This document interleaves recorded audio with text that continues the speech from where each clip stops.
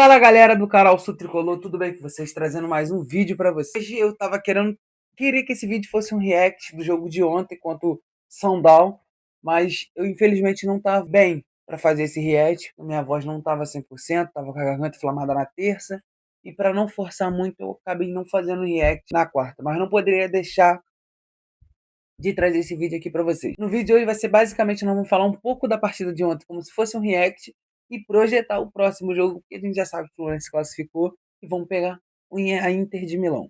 Vamos lá.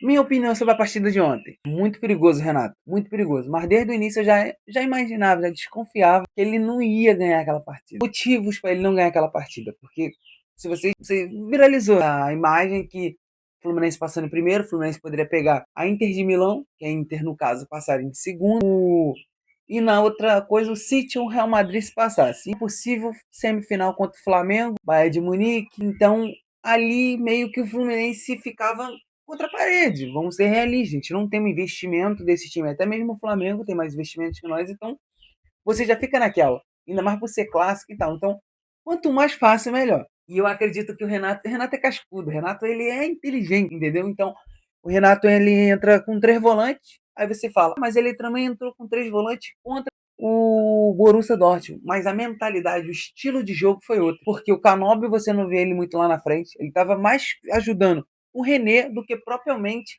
ajudando o Cano a meter gol. Aí o Arias ficava indo e voltando, lógico, e o Nonato você podia perceber que ele não subia tanto como ele estava subindo contra o Borussia Dortmund.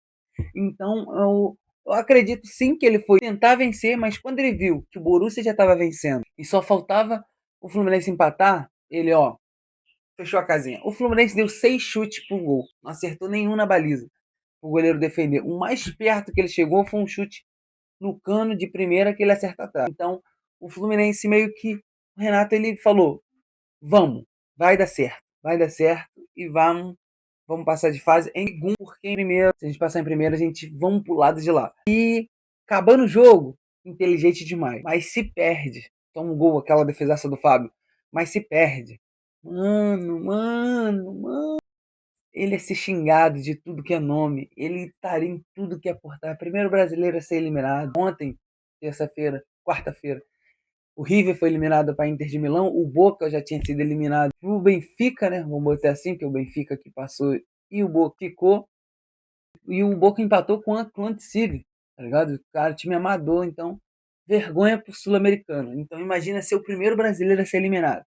O Fluminense não tem como o Fluminense ser o primeiro brasileiro eliminado. O Fluminense agora vai voltar a jogar só segunda. Sábado temos Palmeiras e Botafogo.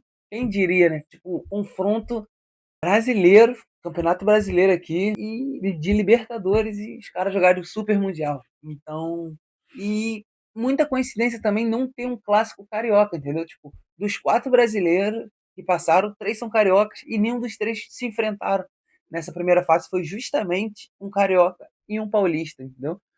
E acho muito legal isso. Eu acredito muito que o Palmeiras avance, mas o Botafogo também está muito forte e vem com a confiança maior do que contra o Palmeiras. Porque o Palmeiras empatou 2-2 contra o Inter Miami e o Botafogo já venceu o PSG, perdeu para o Atlético de Madrid, mas jogando bem. Poderia ter matado vários lances ali, Savarino, Igor Jesus, mas não fez. Passando para domingo o Flamengo pega o Bayern de Munique. Bayern de Munique que eu acredito que eles perderam para pegar o Flamengo.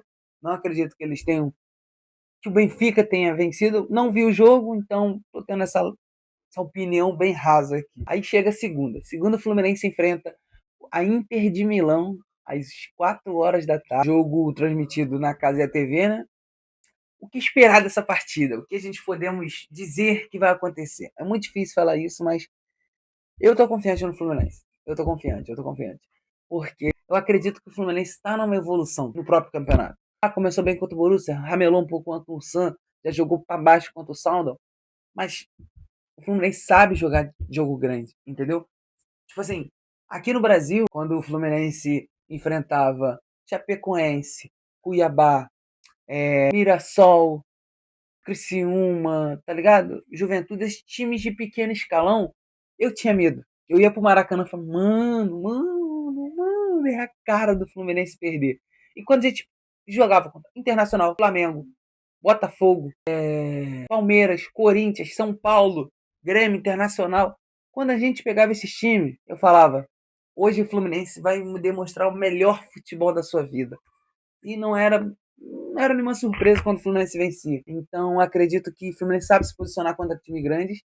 Eu estou muito confiante na classificação. Vou sim, já estou quase melhorando, ainda dá uma dorzinha assim quando eu falo, mas eu vou fazer de tudo para conseguir trazer o react para vocês dessa partida. E é isso, família. Esse foi o vídeo aqui. Desculpa por não conseguir trazer o react para vocês, mas eu fiz uma breve análise. E voltando ainda na partida contra o Sando, lembrei aqui que o melhor da partida foi o Ignácio, porque e, tipo, muito doido pensar isso. O Ignacio, melhor da partida, numa partida que ele tá substituindo o Thiago Silva. Então, isso é para dar mais confiança pro restante da temporada, não só pro Mundial de Clubes. Porque o Ignacio até então balançava no cargo de zagueiro quando o Thiago Silva precisava ser poupado.